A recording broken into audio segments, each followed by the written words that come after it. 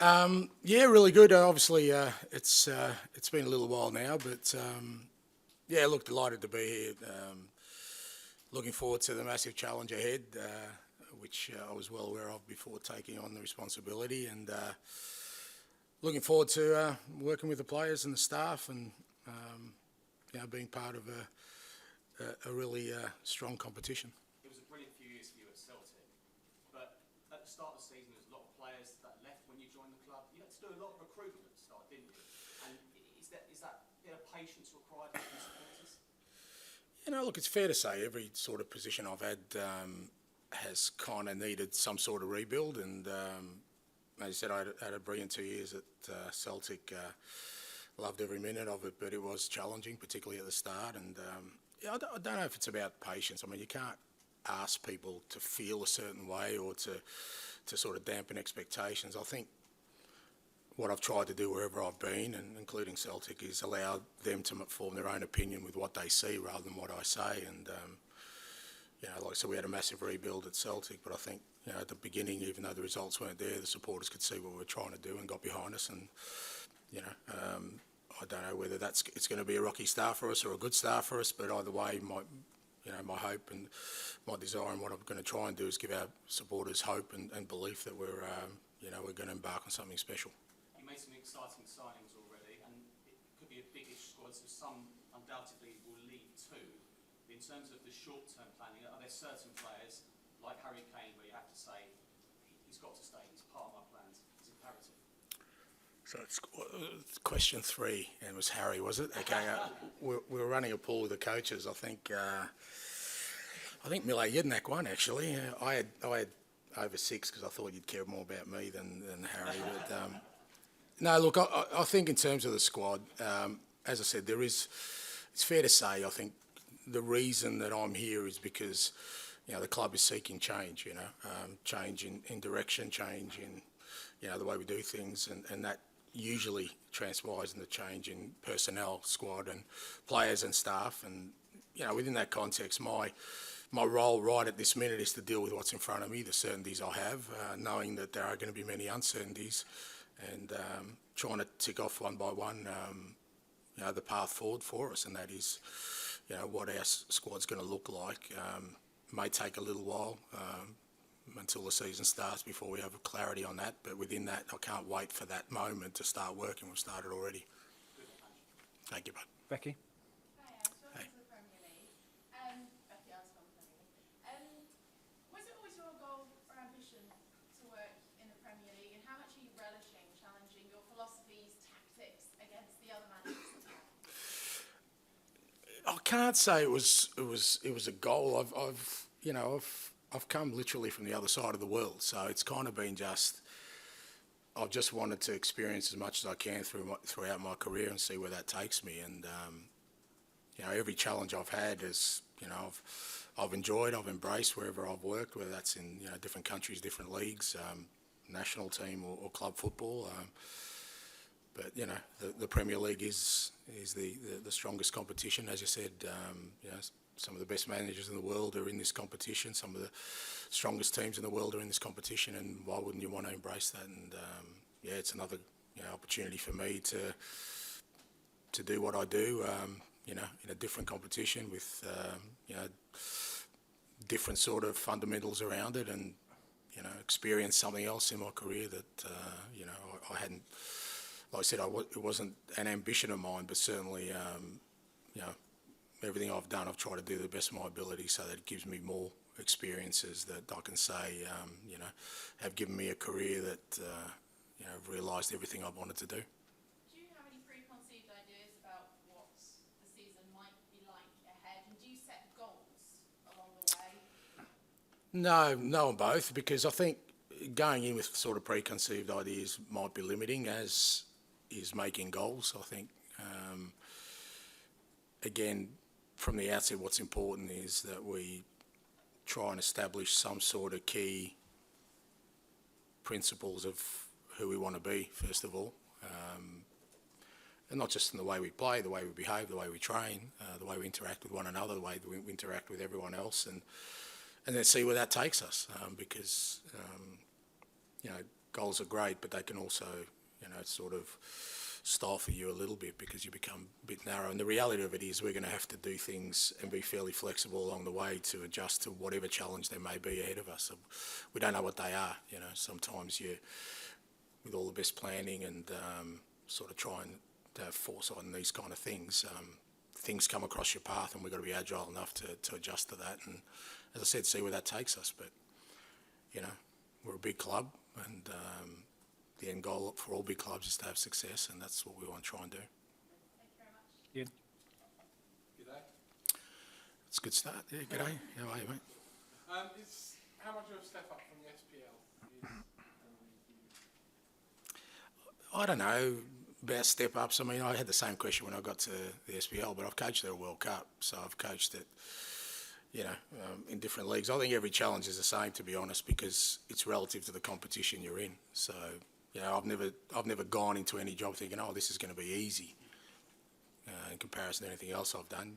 Is this going to be a massive challenge? Absolutely, but Celtic was a massive challenge. I mean, I know people sort of say that, in Scotland, if you're Celtic, you can finish, you're either going to finish first or second, but second is last. Second, I'm not in the job. So you have to finish first. So, that's irrespective of kind of what outside thoughts are, there's still a demand there. And it's not just about winning, it's a manner in which you win as well. There's an expectation around your way you play your football, particularly, for me, who, I'm pretty explicit in saying I want my teams to play a certain way. So that has to be reflective of how we do things. So I've never seen anything I've done as a step up. I just see it as a different challenge, a different set of circumstances, because with every, what other people perceive as a step up in level, you're working with also better players and, a bigger organisation, more resources. So all those kind of things are relative. So I don't dismiss any success at any level for anybody in life, because, as I said, I can guarantee you even the lowest levels of what we perceive, whether that's football or life, somebody is grafting to be successful against the relative competition. So, I've never seen it as a step up. I just see it as a new challenge for me. you're going to be, I understand, meeting with Harry Kane, or you may already have met with Harry Kane. Is that conversation you finding out from him what he wants in terms of staying now and beyond this season, or is it for you to convince him of what you can offer Spurs so he does want to stay, or a bit of both? Yeah, I just think, I don't think it's my role to, sit there and sort of treat people in a manner because of their circumstances. I'm really big on just treating everyone the same. And Harry is, he's already entrenched himself in the history of this football club. He's a very important part. He's the premier striker, one of the premier strikers in the world, and I want him involved here. My conversation with him will be about how we can make this club successful, and I've got no doubt that that's what he wants as well. So within that context, whatever sort of that narrows into the personal stuff around Harry himself as an individual. If the conversation takes it that way, we'll take it that way. But I doubt it's going to be, defining in the manner that I think people think it's going to be. It's not going to be a conversation where, we walk out of that room, we've got sort of an understanding, because I don't want that kind of conversation. What I want is to introduce myself to Harry, to give him a sort of vision for the football club, to get an understanding from him of what he thinks this football club needs to be successful. And we go on that training pitch and trying to make it happen. And final one for me, I mean, I presume that if he stays, he'll be your captain this season. What's happening with Hugo Lloris and some other maybe senior players that we understandably, let's believe, might be leaving the club this summer? As I said, I mean, even that, sort of around the captaincy and that, it's not at the forefront of my mind right now. What's at the forefront of my mind is trying to establish, the direction we're going to go as a football club, and trying to be as clear to people about that, about me and all these kind of things. Because if I start thinking about that kind of detail right now, I'm going to miss, the opportunity to really establish some of the, like I said, fundamentals of what I want us to be. And in terms of the squad, look, we're in that stage like most clubs where you kind of know that there will be activity between now and the start of the season, the end of the window, and there will be some players who won't be here and other players who will come in. Again, in my mind, I try and treat that with the understanding that until something's certain, I'm not going to commit myself either way to, whether a player's going to be here or not, because, again, no point wasting energy on something that may or may not happen. So, so far the lads we've had in have been excellent.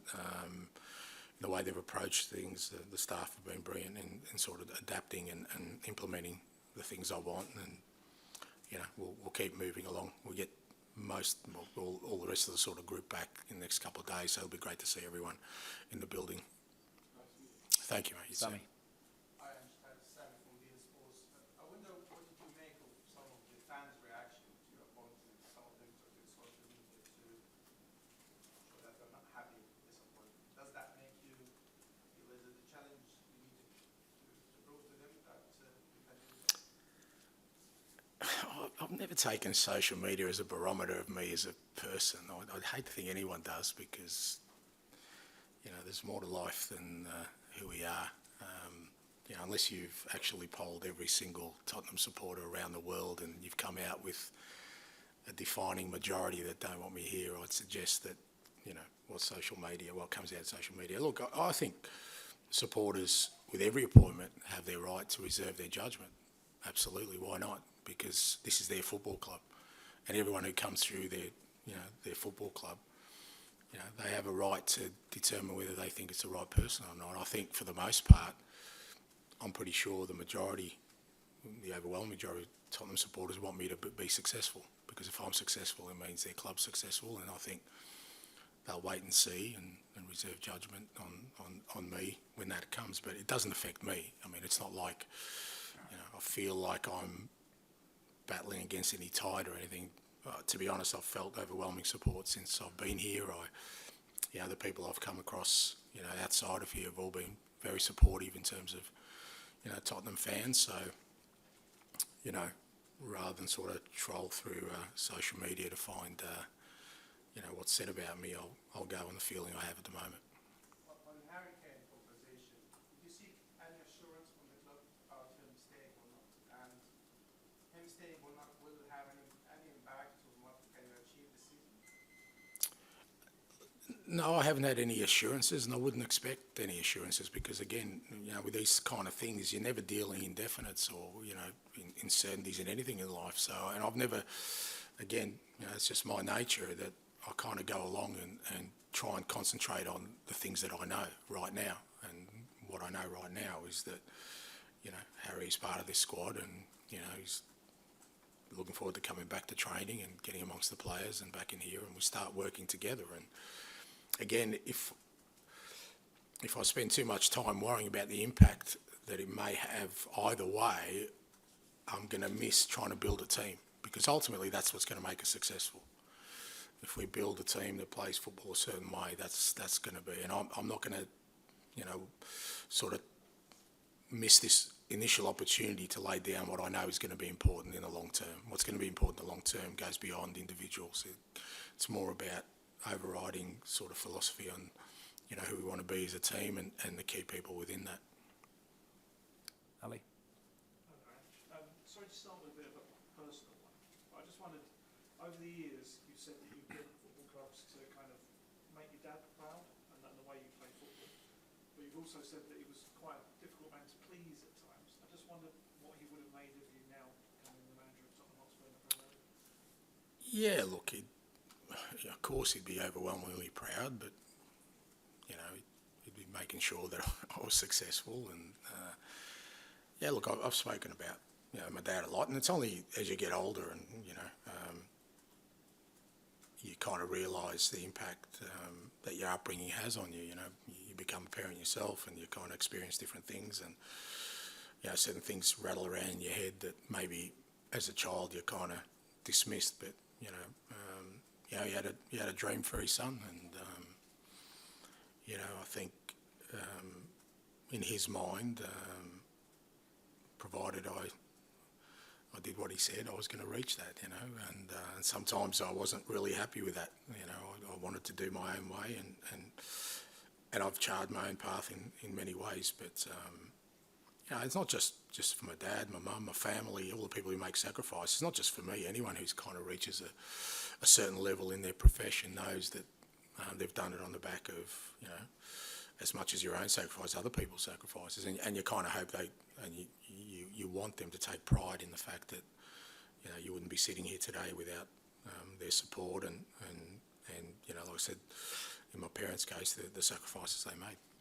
And one player the fans are kind of fascinated, I think, to see whether he has a future under you is Tongi Ndombele. Can I just ask you what it's been like to work with him in this first week or so, and is he going to be part of your plans this season? Yeah, Tangi's been good. He's you know, he's working hard at training. But to be fair, they all are. They've got no option. So you know, and again, you know, I take things as I see them, and for me, you know, he's obviously a very talented footballer. He was part of a team that won the Serie A last year. So, and within that context, you know, I'm pleased to have him here and part of the group. What that means long term, again, I'm not going to get into the definites of that because a lot of it will depend on sort of how the team how he shapes up. He may decide this is not for him. I'm not sure. It goes for any player, but like I said, the group we've had in so far have been really good in just embracing the sort of the change in direction and the way we're doing things. And you know, as I said, once we get all the other guys in, it'll be great to see how everyone measures up, and you know, the decisions will be made, you know, moving forward from there as to who's kind of going to be involved and who won't. Just last one from me. Obviously, there's going to be some players that maybe don't go on the tour for a variety of reasons. Are there any that can't go or are doubts just purely because of injuries? Why not? Not at the moment. We do have a couple who obviously Rodrigo Bentancur has obviously got his injury. He's still a little bit off. Fraser Foster's got a bit of a back injury, which probably means he won't travel because he won't be able to participate. There's a couple of others who are kind of touch and go at the moment. We'll just see how they go the next few days. It's about taking guys. I mean, for me, it's you know, I'd really like as many of the group along as possible because it's the best way to figure out, you know, how we set up our environment and sort of the culture around the group if everyone's there. But if it's going to be beneficial for some guys to stay back, we'll make that decision. I don't think there'll be too many that be in that sort of boat at this stage. George? Okay. James Madison, when he signed, said that different Tottenham. In your mind, how do you want Tottenham to play this all comes in? I guess without, again, sort of having too defined an approach to that is, I think anyone who kind of charted the course of my career will know that if you watch my teams play, they all have the same sort of basic elements in that, and that is, you know, we want to be aggressive, you know, we want to take the game to the opposition, we want to try and win every game of football, which I guess is not unique. Everyone wants to do that. It's just the manner in which we go about it and we will go about it is that we want to be a team that tries to dominate games of football. Now, what that's going to look like, you know, obviously my history is a bit of a predictor to that. And I've been pretty consistent in playing that way, whichever level I've been at, you know, whether that's domestically, international level, or in different countries or different competitions. So, everyone all right? Yeah. So, you know, what this Tottenham team's going to look like, again, I don't want to limit that because I'm using different players here, some fantastic footballers. It could be something brand new that even I haven't put together before, hopefully, that's successful. But the elements of it will be that we'll, you know, we want to be an aggressive team, a dominant team, a team that takes the game to every opposition, home and away. I think, for me, the history of this football club kind of suggests that that's the best fit for it. But, you know, having said that, it doesn't mean it's the only way you can have success, but that's the way we'll be trying to do it. And obviously, hugely excited by this challenge. I'm guessing a really difficult decision to leave Celtic after two brilliant years there. Yeah, it was a tough decision. Look, it's a special football club, and it's you know, if you've got a bucket list as a manager of football clubs you probably want to manage, that's probably one of them because the supporters are and you know, just you know, as I said, they're not really supporters. You know, the club is an extension of them as a family, and we had a brilliant 2 years. A great group of players, great staff. You know, we had some fantastic success and some great moments within that, and I'll cherish them. But I'm the kind of guy who always loves a challenge. I love a build. I love a rebuild. That's where I feel I'm at my best. And this challenge, when it came along, I just thought it had all the elements of what I need to get going again. And I know Celtic have appointed Brendan Rodgers, who's an outstanding manager. They'll continue to have success. They've got great players there. They've got great infrastructure, and like I said, it's a great football club. I was very fortunate to be allowed that responsibility for a couple of years, and now my goal is to try and make some special moments here and create something special for this great football club as well. I think you said before, it can take time for your philosophy to get into the players. Do you feel like there's a time frame in your mind when you sort of hope for things to be I don't know if I've said I'll take time. I think other people have said that, because it has wherever I've been, and it's varied. Sometimes it's taken longer than other clubs, and again, I can't. We might start the season flying. I hope so. I don't want it any time, but you just don't know, and it will be how the players adapt to it, and it's not just the way we play, but like I said, the way we train, the way we behave, the way we talk. I've got really good coaching staff together, which I'm really happy with. They're working. They've already started working really well together as a unit. To be fair, I wasn't really aware of it, but when I was sort of touted to this job, it became evident that people think I'm old. So I tried to get as many young guys around me as I possibly can, just to keep me relevant. And I'm really happy because those guys. There's a combination of guys who know this football club really well. Some others who are really ambitious coaches, and I love working with people like that. I'm sure some of them one day will be managers in their own right, but right now they're putting all their energies to trying to make us successful. And I think it's great for the players, because when they walk into training and into this building every day, there's a real good energy, and that's going to be important for me. That's going to help me sort of transfer that message, hopefully as quickly as possible, because the reality of it is the Premier League is the toughest competition in the world, and you don't really get time to sort of bet in. From the first game, we're going to have to be on it, and we're going to try and do our best in the next sort of 5-6 weeks to be prepared for that. Thanks, George. Okay, we'll go Charlie and then finish with Roman, please. Yeah, mate. to ask you, your predecessor Antonio Conte was very critical of the players, and other people happen as well. Just wondered, before taking this job, the extent to which you wanted to research into those sort of things, or you want to come in and sort of have ignorance is bliss and give everyone a clean slate.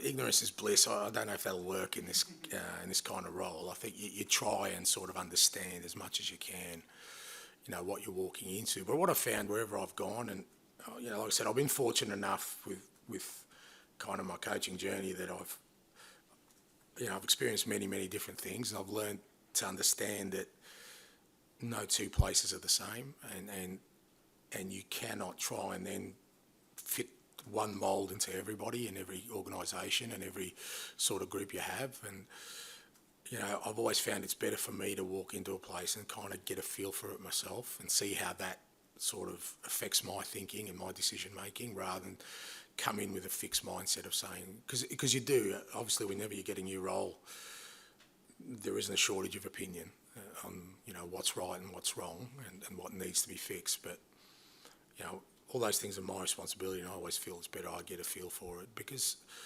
you can't judge other people and what they say and what they do, because until you walk in their shoes. So for me to sort of look at sort of whether that's Antonio or any other manager who's been in this position and try and judge their actions on the way I would sort of react to something is wrong, because I'm not there. The same way I wouldn't like it if anyone kind of was judging my performances on what I said without understanding the full context. So, I walked into this role understanding the challenge that's before me and looking forward to sort of embracing it my way, doing things my way and not sort of being bogged down by too much of the historical context of that. With that in mind, what are the things that have surprised you since taking the job? I don't know if anything surprised me, but I think I just enjoy taking in,